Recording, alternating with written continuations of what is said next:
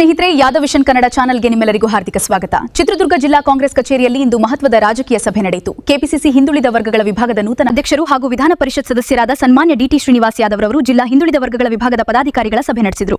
ಸಭೆಯಲ್ಲಿ ಮಾತನಾಡಿದ ಡಿಟಿ ಶ್ರೀನಿವಾಸ್ ಯಾದವ್ ರವರು ಜಿಲ್ಲೆಯ 6 ವಿಧಾನಸಭಾ ಕ್ಷೇತ್ರಗಳ ಪ್ರತಿಯೊಂದು ಬೂತ್ ಮಟ್ಟದಲ್ಲೂ ವರ್ಗ್ ಬೂತ್ 11 ಒಬಿಸಿ ಕಾರ್ಯಕರ್ತರು ಎಂಬ ಪರಿಕಲ್ಪನೆಯಡಿ ಬಲಿಷ್ಠ ಬೂತ್ ಸಮಿತಿಗಳನ್ನು ರಚಿಸಬೇಕು ಎಂದು ಸೂಚನೆ ನೀಡಿದರು. ಈ ಜವಾಬ್ದಾರಿಯನ್ನ ಜಿಲ್ಲಾ ಹಿಂದುಳಿದ ವರ್ಗಗಳ ವಿಭಾಗದ ಅಧ್ಯಕ್ಷರಾದ ಶ್ರೀ ಡಿಎಂ ಕುಮಾರ್ ಅವರಿಗೆ ನೀಡಿದರು.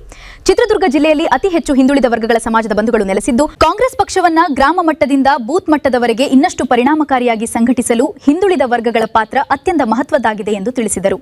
ಸಭೆಯಲ್ಲಿ ಜಿಲ್ಲಾ ಕಾಂಗ್ರೆಸ್ ಅಧ್ಯಕ್ಷರಾದ ಶ್ರೀ ತಾಜ್ ಪೀರ್ ಅವರು ಅಧ್ಯಕ್ಷತೆ ವಹಿಸಿದ್ರು. ಕಾರ್ಯಕ್ರಮದಲ್ಲಿ ಜಿಲ್ಲಾ ಗ್ಯಾರಂಟಿ ಸಮಿತಿ ಅಧ್ಯಕ್ಷ ಶ್ರೀ ಶಿವಣ್ಣ, ಜಿಲ್ಲಾ ಪ್ರಧಾನ ಕಾರ್ಯದರ್ಶಿ ಶ್ರೀ ಸಂಪತ್, ಕಾರ್ಯದರ್ಶಿ ಶ್ರೀ ಮೈಲಾರಪ್ಪ, ಜಿಲ್ಲಾ ಮಹಿಳಾ ಕಾಂಗ್ರೆಸ್ ಅಧ್ಯಕ್ಷೆ ಶ್ರೀಮತಿ ಗೀತಾ ನಂದಿನಿ ಗೌಡ, ಬ್ಲಾಕ್ ಕಾಂಗ್ರೆಸ್ ಅಧ್ಯಕ್ಷ ಶ್ರೀ ಲಕ್ಷ್ಮೀಕಾಂತ್, ಮುಖಂಡರಾದ ಶ್ರೀ ಡಿಟಿ ವೆಂಕಟೇಶ್, ಶ್ರೀ ಯತೀಶ್, ಮಧುಪಾಲೇಗೌಡ, ಶ್ರೀ ಸುದರ್ಶನ್, ಮುದಸಿರ್ ಸೇರಿದಂತೆ ಅನೇಕ ನಾಯಕರು ಹಾಗೂ ಕಾರ್ಯಕರ್ತರು ಉಪಸ್ಥಿತರಿದ್ದರು.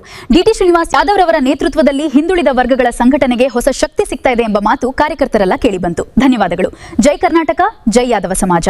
ಇದೇ ರೀತಿಯ ಇನ್ನಷ್ಟು ತಾಜಾ ಸುದ್ದಿ ಮತ್ತು ಕಾರ್ಯಕ್ರಮಗಳ ಅಪ್ಡೇಟ್ಗಳಿಗಾಗಿ ಯಾದವ್ ವಿಷನ್ ಕನ್ನಡ ನೋಡಿ. ಧನ್ಯವಾದಗಳು.